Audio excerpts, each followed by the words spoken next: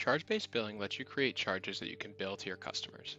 When used with the project management feature, you can apply rules to generate charges that are included on project invoices. Charge rules offer flexibility in calculating the billable value of project activities.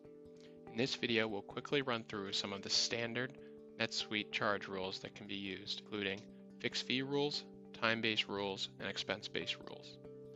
To begin using charge-based billing, one must first enable both the project management and advanced billing features under Enable Features in NetSuite. So coming into NetSuite now, you'll see that I have already set up a sample project with all applicable information included. If we scroll down to our Financial tab, you'll see we've selected a charge-based billing type, and we've assigned a billing schedule. This billing schedule controls the frequency in which we bill charges against our sales order.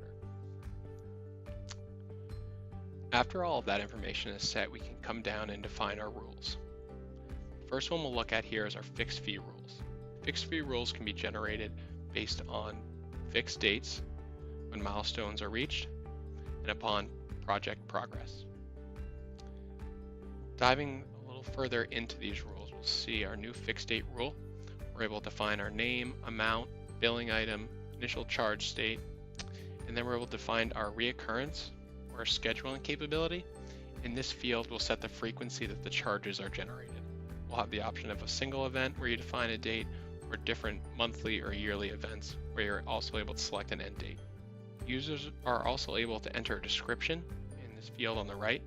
This will ultimately be what's transferred on to the line item of the sales order. Going now into our milestone rule, we have the ability to name this rule, and then we would select the milestone or project task that causes a charge to be generated when marked complete. You'll see here I have already set up a milestone/task here, and that will need to be done before creating the rule. You then select your amount, your associated billing item, your charge date, and once again your description, which will show up on your invoice. Our last example of a fixed fee rule is this new project progress rule. If we click into there, we'll notice it's pretty similar to our fixed date rule with all the header information. The difference here being that the reoccurrence field, you'll set the frequency that the charges are generated based on the project's percent complete.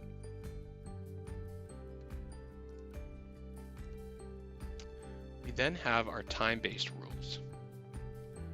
You'll notice there's only one option here, and time-based rules generate charges when time entries are entered. So if we go in and create this rule, we have our ability to name the rule. We then have a rule order.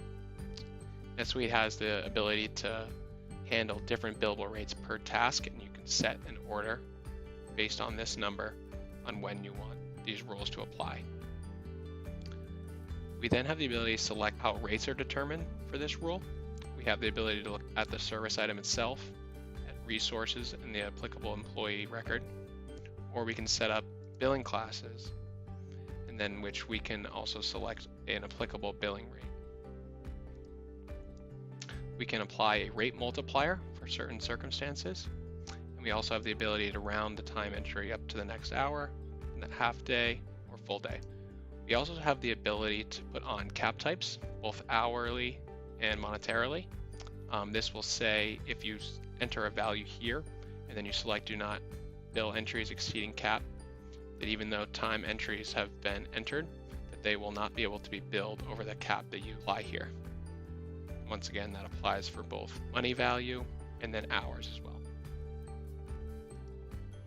The last charge rule we're going to look at today are these expense-based rules. So if we click into that tab, we'll be able to create a new expense-based rule.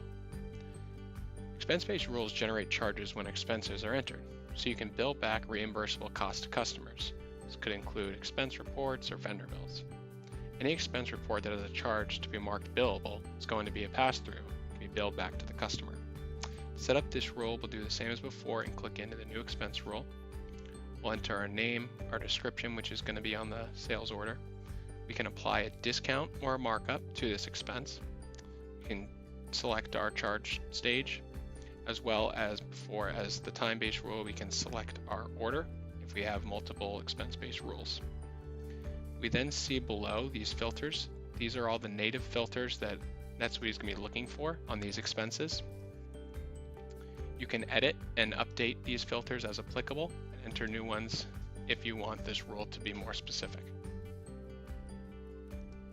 One thing to point out when creating these rules are that they can be applied to project templates. This can be helpful so you don't have to create the same rules over and over if your organization is creating standard fixed fee, time-based, or expense-based rules.